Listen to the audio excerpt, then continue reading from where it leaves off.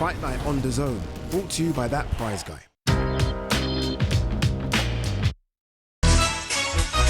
We welcome you back one final time to the Fantasy Springs Resort and Casino in Indio, California, where we're all kind of feeling a little hollow inside after that main event, which was shaping up to be something special, got cut off at the pass by the corner of Jayson Vayson, who stopped it without any prior warning whatsoever.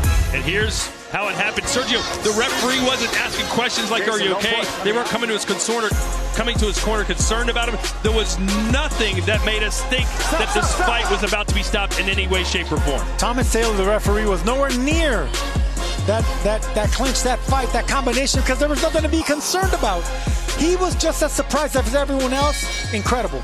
Yeah, absolutely unbelievable. The performance of Gabriela Fundora on the flip side was unbelievable. The queen of the 112-pound division picks up yet another knockout. She keeps getting better as her career moves forward. Yeah, let's talk first about the positive. That was the fun fight. Gabriela Fundora, I mean, she just destroys her opponent. She's talked about even going down in weight. Chris, does anyone other than her want to see that? If she's massacring people at this weight, she's going to go down to 105 and be even more dominant. What do you want to see her do now? Well, I think the most she can get down to is probably 108. She weighed in at 110 pounds for this fight, but she believes that she can make 108 pounds. She was eating 5 meals a day, she told us this week, so she has no issue cutting that weight. But whether it's 115 or 108, there really isn't anyone on that landscape that you can say that poses a significant threat to Gabriela Fundora. There are some good fighters. We've seen Jenny Fuchsia's fight here on DAZN before, the former captain of the U.S. Olympic team, but she is a bad woman. And Todd, it would take another bad woman to compete with her. Might even have to be super bad. Yeah, but she's retired now, thanks to you. And she's with child. Also, I don't know if you're aware of that. Let me tell you something. It should be illegal for a fighter like Gabriela Fundora to fight at 108. I mean, she's so dangerous at 112. For her to drop down, being that long, that strong, that dangerous at 108 is incredible. But Sergio, it's remarkable. Like, we've seen fighters struggle to get down in weight. We sat there in the fighter meeting with Gabriela Fundora at 110 pounds. She was bouncing around. She was happy. She was feeling good. Like, I don't know what it is in the water in the Fundora household, but Sebastian has no problem.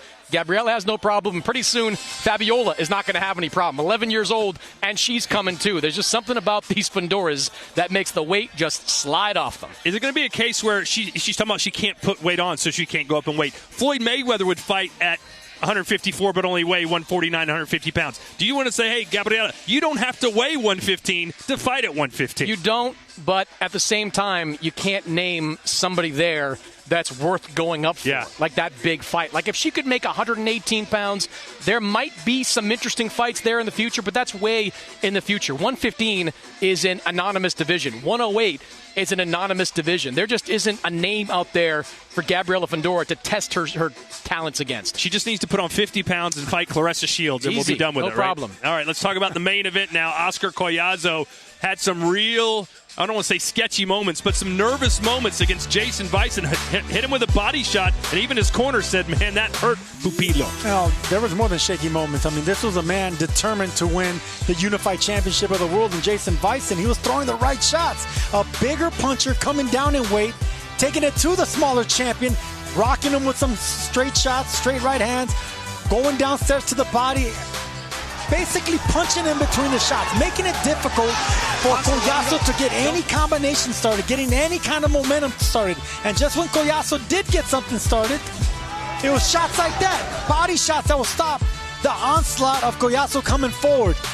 I just do not get the corner of Jayson Vayson stopping this fight. He was in this fight, championship fight. Jayson, don't push. And this is the moment here. No punches being landed, no threat. Thomas Taylor forced to stop this fight because the ignorance of the corner of Jayson Vayson.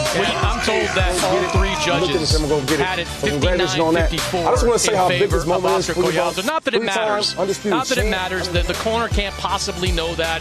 And on my scorecard, it was a lot more competitive, especially in the 4th and 5th round when I thought Vayson was landing some shots. That body shot, you heard Collazo say after the fact, he definitely caught me with a good shot in that last round. This fight felt really competitive. And to see the corner throw the towel in a situation like that, where Sergio mentioned it, this kid is probably not going to get an opportunity like this again. This is a once-in-a-lifetime opportunity to become the unified champion at 105 pounds, to change your life. You do not give up in situations like that. Yeah, it really was stunning and shocking. But Sergio, after that performance where you saw Collazo maybe show some, I don't say weaknesses, but show some moments where, things weren't quite going his way, does that kind of pump the brakes a little bit on you saying, let's go up and fight Sandoval, let's go up and maybe try and get Bam Rodriguez at some point? No, to go up to fight Sandoval or anything north of 108, I would say no. Definitely not. I mean, 105, 108, that's where you're going to be long. The thing about Oscar Collazo, and the reason he was vulnerable, I think susceptible is the word you're looking for, is because he always goes for the knockout. He wants to be impressive. And in the lighter weight divisions, promoters love that, fans love that, and I love that. So sometimes you have to be vulnerable to put button seats and be popular when you're a little giant like Collazo. Look, I would love to see a Collazo-Sandoval fight. I think that's great. I think it's a dare-to-be-great type of situation. It's two weight divisions. It's a lot of fun. I think, though, it has the chance to marinate a little bit more. There are two other title holders that are out there at 105. One of them is Melvin Jerusalem, who Oscar Collazo already beat to win one version of his title. So these are winnable fights for Oscar Collazo. Let him go undisputed at 105, and then we see where we're at with Ricardo Sandoval. Well, another great night of fights here from Golden Boy at Fantasy Springs, although the main event just kind of felt like a big fart at the end. I'm sorry, I don't know how else to say it. But that's how it went down here tonight in Indio, California. For Chris Mannix and Sergio Mora, I'm Todd Grisham. So long, everybody. Have a great night.